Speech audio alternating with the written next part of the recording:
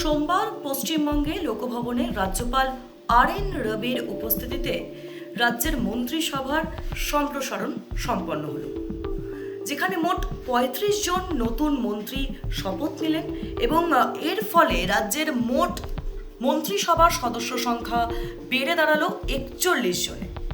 সকাল ১১টা থেকে এই শপথ গ্রহণ অনুষ্ঠান শুরু হয়েছিল এবং মোট ৩টি ভাগে এই শপথ গ্রহণ অনুষ্ঠান সম্পন্ন হলো।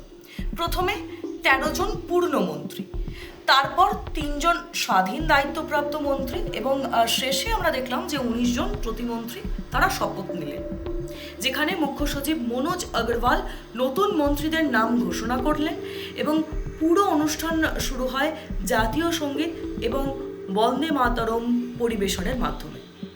সেখানে উপস্থিত ছিলেন মুখ্যমন্ত্রী শুভেন্দু অধিকারী, রাজ্যের বিজেপির শীর্ষ নেতৃত্ব, কেন্দ্রীয় এবং রাজ্য সরকারের একাধিক নেতা যেমন সুকান্ত মজুমদার, শ্রমিক ভট্টাচার্য এবং অগ্নিমিত্রা পল।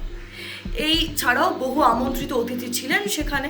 প্রশাসনিক সূত্রে জানা যাচ্ছে যে এই মন্ত্রিসভা সম্প্রসারণের যেই অনুষ্ঠান, সেই অনুষ্ঠানের মাধ্যমে রাজ্যের বিভিন্ন অঞ্চল যেমন উত্তরবঙ্গ, দক্ষিণবঙ্গ, উপকূলীয় এলাকা এবং জঙ্গলমহল, এই সমস্ত অঞ্চল থেকে প্রতিনিধিত্ব নিশ্চিত করা হয়েছে এবং নতুন তালিকায় পূর্ণ মন্ত্রী হিসেবে শপথ নিলেন আজকে তাপস রায়, দীপক বর্মন, শঙ্কর ঘোষ, মনোজ কুমার ওরাও, অর্জুন সিং, গৌরী শঙ্কর ঘোষ, জগন্নাথ চট্টোপাধ্যায়, স্বপন দাশগুপ্ত, কল্যাণ চক্রবর্তী, শারদত্ত মুখোপাধ্যায়, অরূপ কুমার দাস, অজয় পোদ্দার এবং দুধ কুমার মণ্ডল।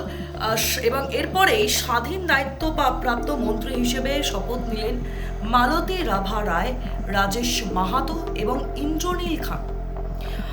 এরপরে বলি যে প্রতিমন্ত্রী হিসেবে কারা শপথ নিলেন: অশোক দিন্দা, কৌশিক চৌধুরী, জুয়েল মুর্মু, হরেকৃষ্ণ বেরা, শান্তনু প্রামাণিক, উমেশ রায়, পূর্ণিমা চক্রবর্তী, ভাস্কর ভট্টাচার্য, দিবাকর ঘরামি, নাদিয়ার চাঁদ বাউরি, গার্গী দাস ঘোষ, অমিয় কিস্কু, কলিতা মাঝি, বিরাজ বিশ্বাস, সুমনা সরকার, আনন্দময় বর্মন, বিশাল লামা, দীপঙ্কর জানা সহ অন্যান্যরা।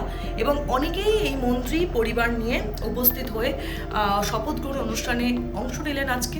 এবং অন্যদিকে আপনাদেরকে জানাবো যে এই অনুষ্ঠান শেষে সূত্রের খবর অনুযায়ী শপথ নেওয়া মন্ত্রীরা নবান্নে যাবেন, সেখানে যাওয়ার সম্ভাবনা রয়েছে, যেখানে এদিন বিকেল ৩টেয় মন্ত্রী পরিষদের বৈঠক ডাকা হয়েছে এবং সেখানে নতুন মন্ত্রীদের দপ্তর বন্টন করা হতে পারে। ফলে বোঝাই যাচ্ছে যে প্রশাসনিক কাঠামোয় একটা বড় পরিবর্তন আসতে চলেছে, কারণ প্রতিটি মন্ত্রীকে নির্দিষ্ট দফতরের দায়িত্ব দেওয়া হবে এবং সেই অনুযায়ী রাজ্যের নীতি নির্ধারণ এবং পরবর্তী যে উন্নয়ন প্রকল্পগুলি তা বাস্তবায়নের যে নতুন দিক তার পথ খুলবে এবং সেটা এগোবে। এর পাশাপাশি প্রশাসনিক মহলের মতে এই ধরনের বড় মন্ত্রিসভা সম্প্রসারণের উদ্দেশ্য হলো যে এই প্রশাসনিক যেই কাজ তা আরও বেশি দ্রুত করা এবং বিকেন্দ্রীভূত করা, কারণ বিভিন্ন অঞ্চলের প্রতিনিধিত্বরা তারা নিশ্চিত করবে এবং সরকারের কাজের যে চাপ তা আলাদা আলাদা করে ভাগ করে নেবে। এবং এই একই সঙ্গে এত বড় মন্ত্রিসভা পরিচালনা সমন্বয়ের যেই চ্যালেঞ্জ, সেই চ্যালেঞ্জ নিতে হবে এবং দফতর বন্টনের জটিলতা থাকবে এবং এই সিদ্ধান্ত গ্রহণের সময় লাগবে।